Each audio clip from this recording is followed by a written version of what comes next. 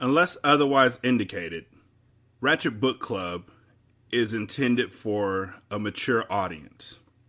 Viewer discretion is greatly advised.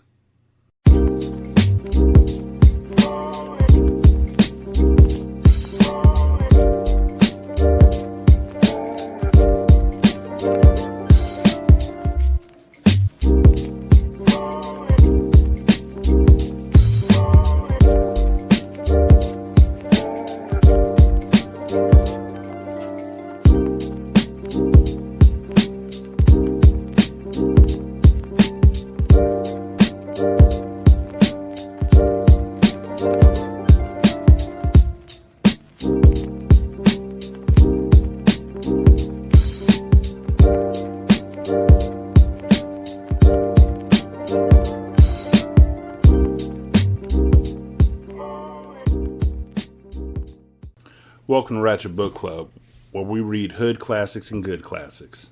I'm Derek. 916-633-1537.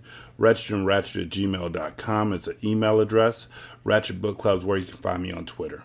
You can become a Patreon member at patreon.com/singlesimulcast, and you can buy me a book or a movie at buymeacoffee.com/singlesimulcast. You can leave a review with Podchaser, Apple Podcasts, Stitcher, Pocket Casts. Just let me know where you left it at. So I was actually thinking about this, like how this second book seems to be, well, it's obviously about the Murda Mamas because it's called Telling the Murda Mamas, but are they going to do this for everybody? You know, are they going to go back and do one for money?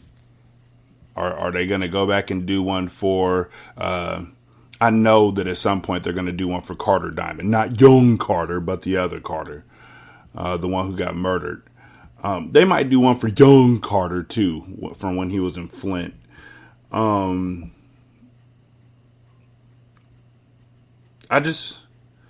feel like withholding growth or withholding information for these characters so then you can write a fleshed out book for them later on is kind of like you giving me a piece of steak and then saying, don't worry, the rest of the steak, the bigger cut of the steak is coming in 6 years and you'll be able to eat your fill then of this steak. Like, I want this steak now. You know, I may not make it 6 years.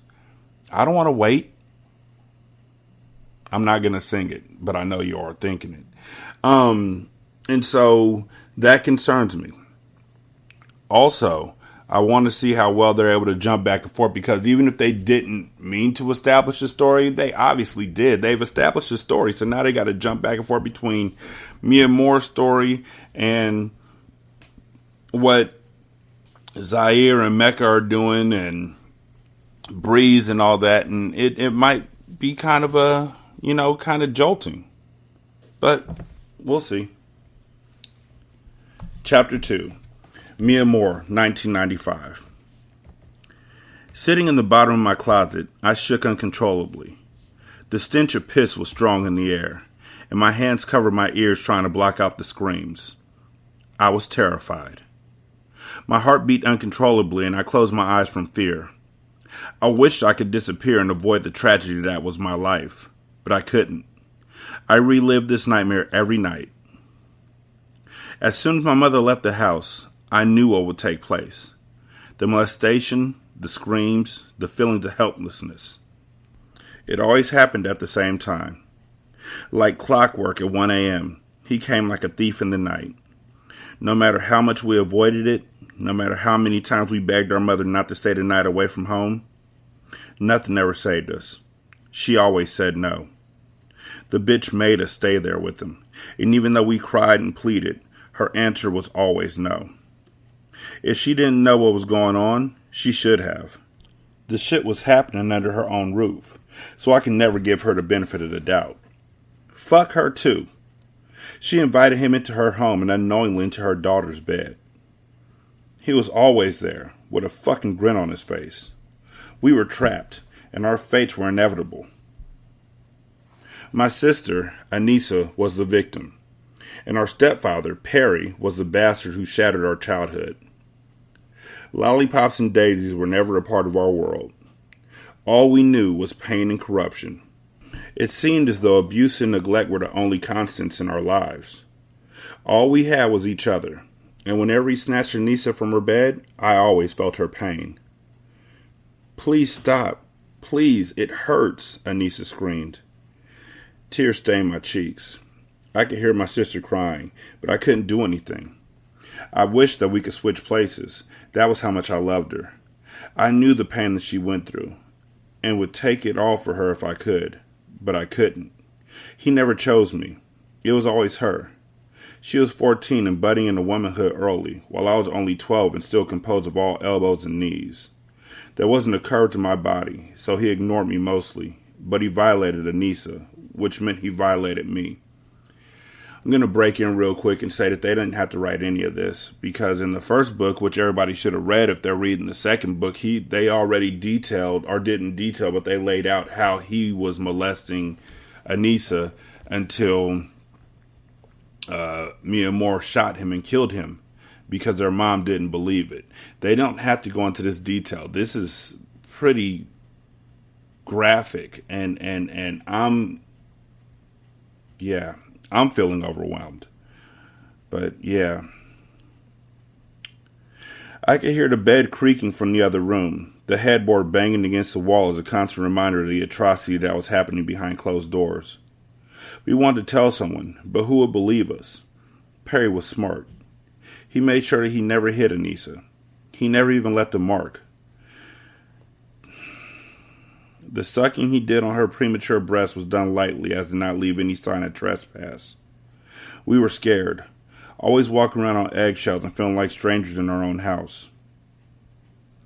The knocking of the headboard against the wall stopped, and I knew it was finally over. I waited in the bottom of the closet just as Anissa instructed me to. She always told me to hide and not come out until she came for me. The closet door creaked open, and there stood my big sister. Her hair was wild, and her eyes were red from crying. I took her hand and led her into the hallway bathroom. I was used to this routine. She never liked to talk afterwards, and she never looked me in the eye. I knew she was ashamed, but what she didn't know was that I was ashamed too, because I just sat there and let it happen to her. I locked the bathroom door and ran a tub full of steaming bath water. Anissa got right in, ignoring the sting of hot water against her bare skin. She hugged her legs to her chest, and I rubbed her hair gently while we both cried silently as she scrubbed her sins away. They weren't her sins. They weren't her sins to scrub away. I know that they didn't mean it like that, but still, when you write something like that, you got to be really careful. You got to be careful about what you're... In the context of this whole thing, you got to be careful about how you write these things. The next day when I awoke, Anissa was already out of her bed. I knew our mother was home because I could hear the sounds of Tina Marie blaring throughout the house.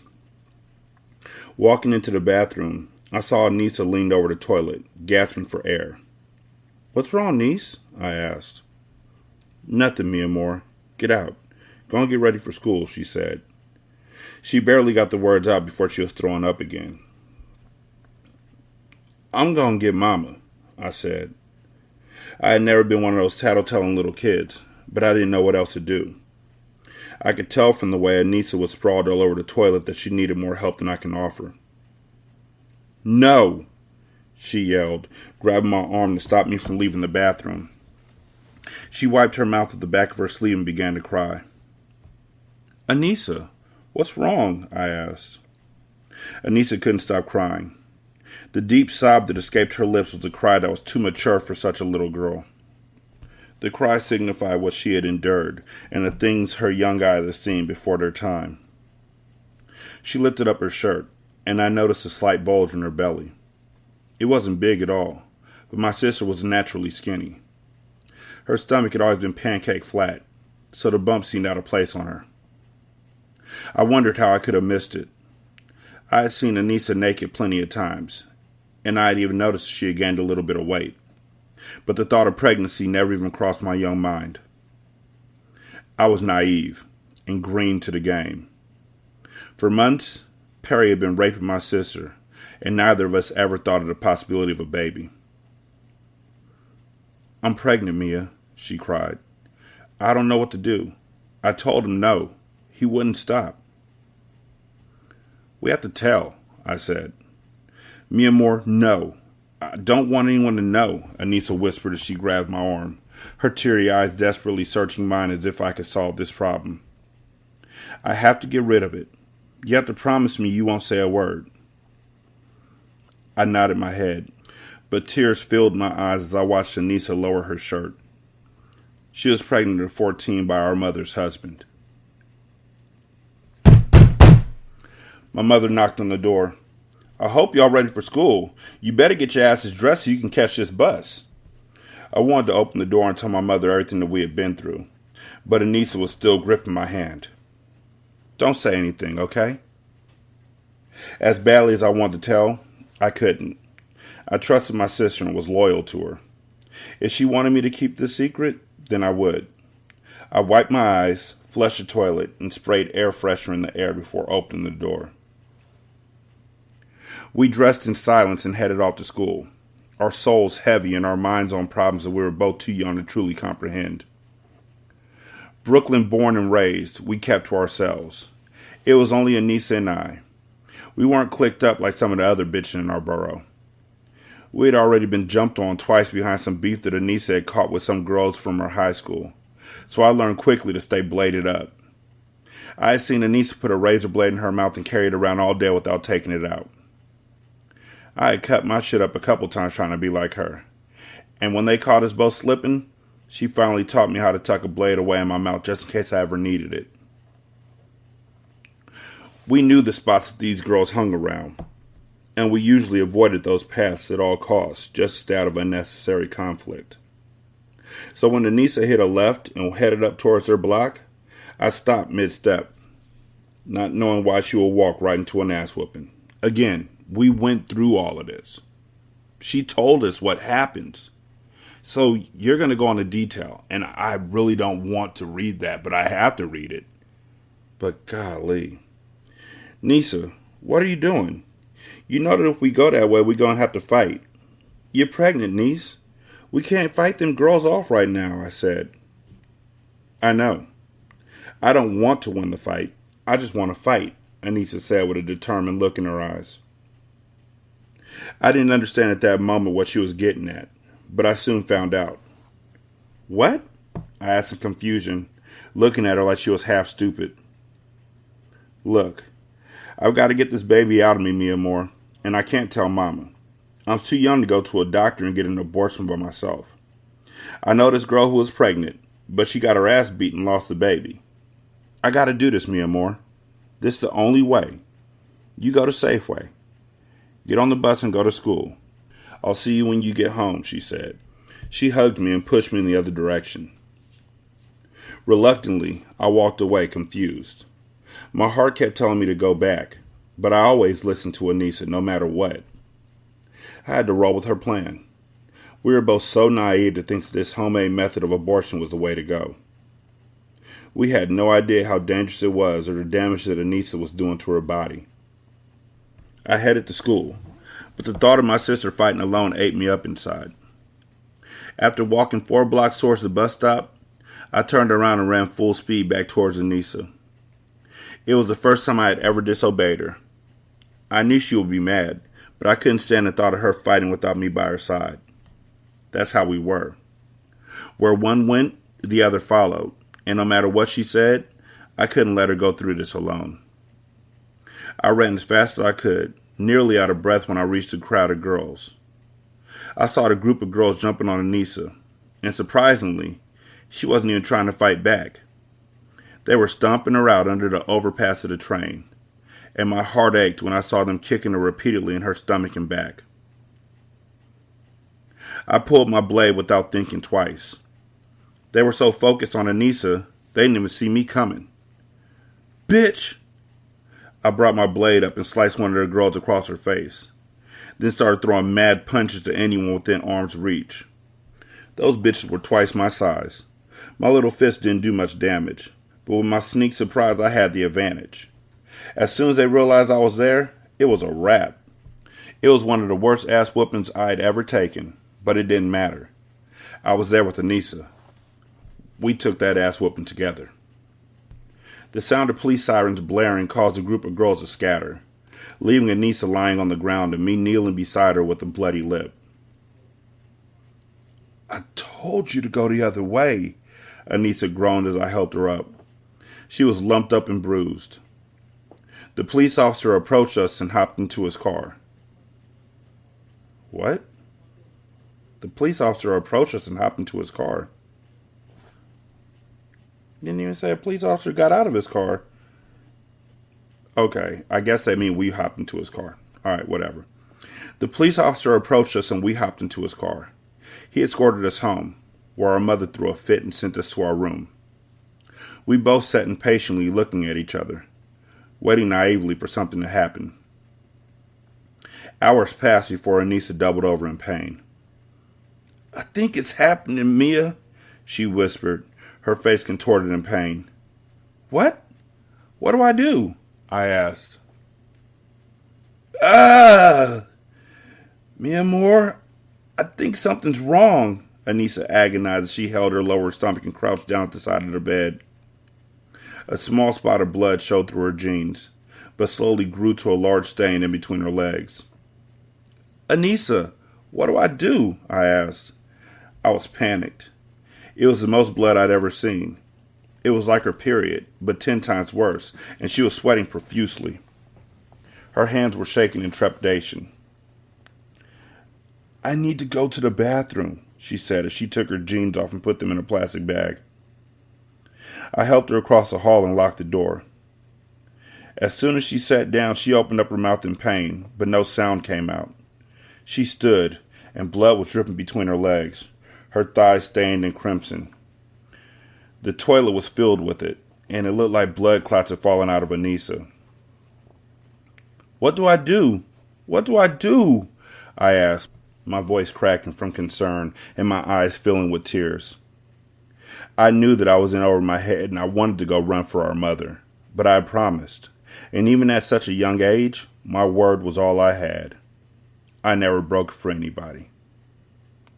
Word? For real? Okay. "I don't know," she said as she was racked with more pain. Anissa sat on the toilet as her premature body violently miscarried her baby. I held her hand tightly as if she was bringing life into the world instead of flushing one down the toilet. I couldn't say anything. It wasn't my decision to make, and it was already done, so all I could do was be there for my sister. She didn't ask to be in that situation. Perry had put her in it before her time, so I didn't judge her for wanting to get rid of it secretly. Anissa was weak and could barely stand, so I helped her to our room and cleaned up the mess. I gave her 2 of our mother's pain prescriptions and washed her up before she fell asleep. This was the first time that I was grateful for my mother's ignorance. I didn't want her to come in and find out what we had done. Just as I went to throw away the bloody towel, my mother was coming up the steps.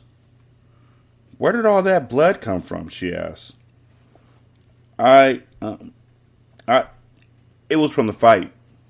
I got cut and had to clean it," I lied. "Oh well, that just serves you right for fighting in the first place," she said. "I was coming to tell you and your sister that I'm off to work. Perry will be home in about an hour. Come lock the door behind me." I followed her to the door, and once she was gone, I raced back up to Anissa. She was still asleep. I lay beside her and we wrapped our arms around each other. I knew that we had to get out of that house. Even at such a young age, I was aware of danger. I just felt it in the pit of my stomach that things were never going to get better. With Perry around, we would never feel safe. And Anissa had just went through hell just to hide what he was doing to her. I wanted out. I wanted something better for both me and Anissa. And I promised myself that once we broke free, we would never look back. I awoke when I felt the bed sink down on Anissa's side, but I didn't open my eyes. I already knew it was Perry. I recognized a familiar scent. It made me gag, and I felt a burning at the back of my throat. I hated him for what he had done to Anissa. I knew what he wanted, and I froze out of fear. I lay there stiff as a board, playing possum. I prayed that this night wouldn't be like all the others. It was this night that made me lose faith in God, because if there truly was one, he would have surely intervened. God would have protected us, saved us. "No, stop," I heard Anissa say. "Please, just not tonight. I can't," she cried.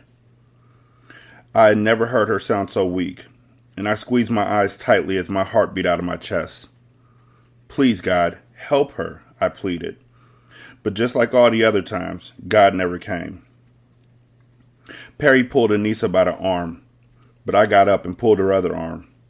"She said no," I screamed. Perry stopped and looked at Anissa with a menacing smirk. "It's either you or her." That was a choice he gave her. I trembled, and Anissa looked back at me while gripping her stomach. I could tell she was still in pain. Tears fell down her face. She hugged me and whispered, "Everything will be all right, Mia. Go to the closet and wait for me to come and get you." "No," I said defiantly, my tears no longer willing to hide. "I'll do it, Anissa. He can take me this time." Snot dripped down my nose as Perry forcefully grabbed me from the bed, carrying me out of the room by my waist, kicking and screaming. "No! Let her go!" Anissa screamed as she fought him. "Please, stop it! She's too young!"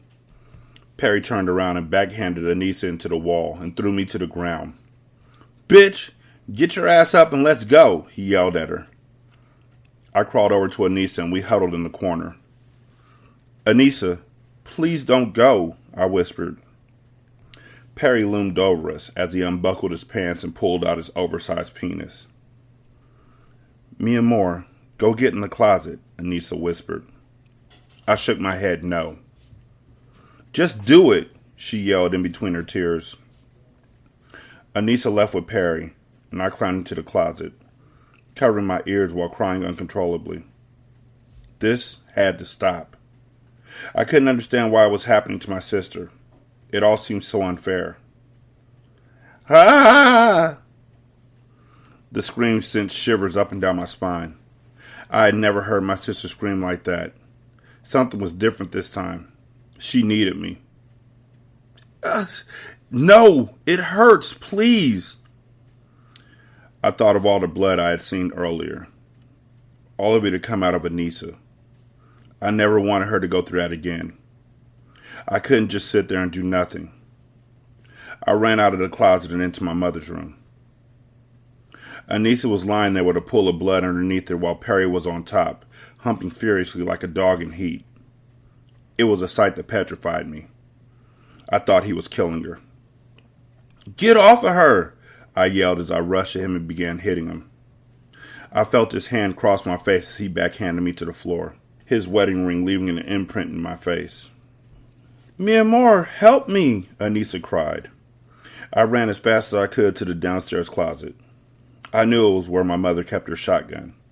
She didn't know that I knew, but I did, and I needed it more than she ever would. "Mia!" I closed my eyes at the blood-curdling cry. Anissa needed me.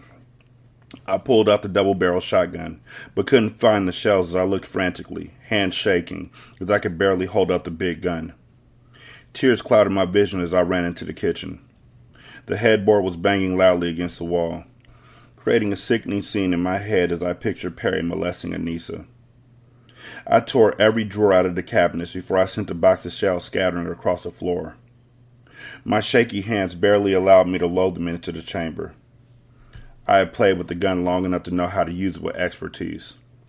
I was only able to load one shell in.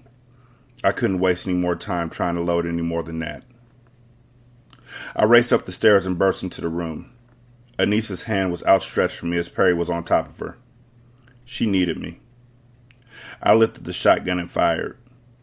The blast sent me flying back against the wall. Perry grabbed his chest as the buckshot filled him. His chest looked like Swiss cheese, and he tried to gasp for air. Anissa jumped out of the bed, blood dripping from her wound down her legs. But before she could reach me, She collapsed. My heart felt as if it was going to burst. I had never been so afraid in my entire life. I picked up the telephone and dialed 911.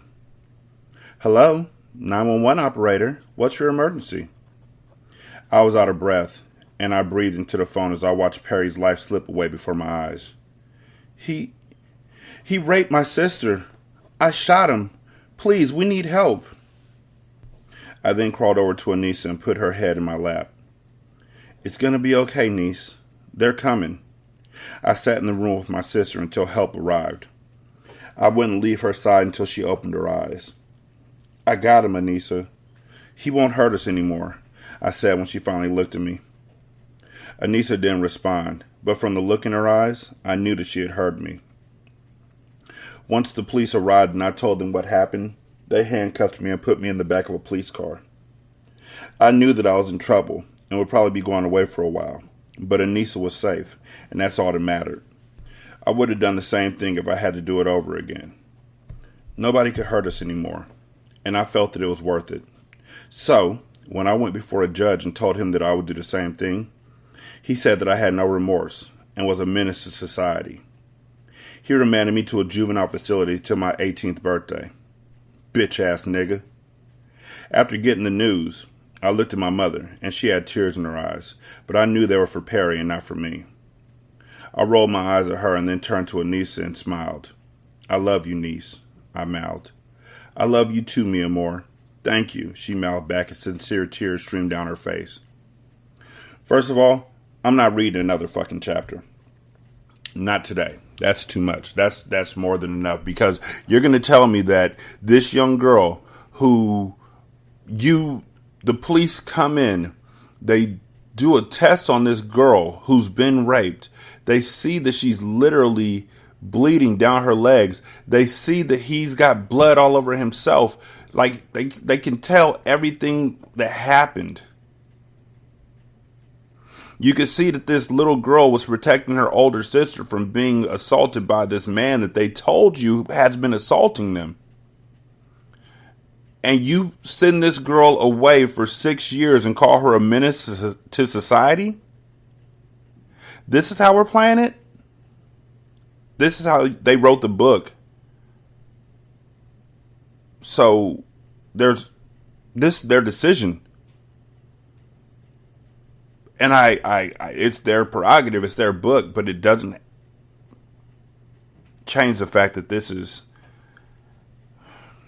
heartbreaking.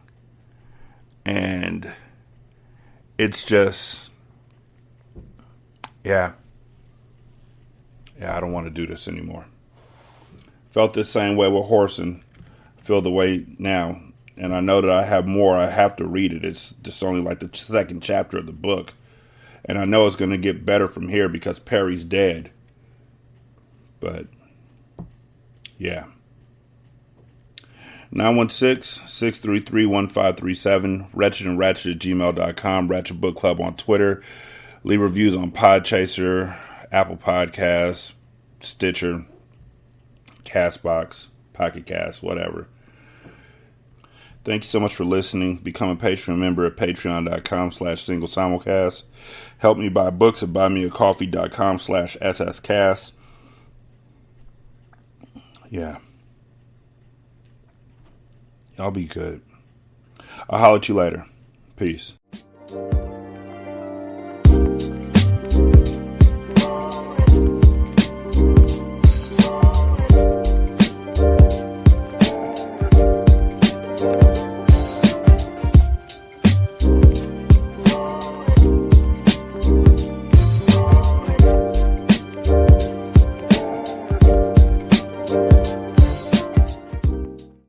The intro and outro to Ratchet Book Club is by That Kid Garan, and it's called Goodbyes. You can email him at tkgbeats94@gmail.com for more information on how to lease this beat. This is Single Simulcast. Don't know by now, did you say?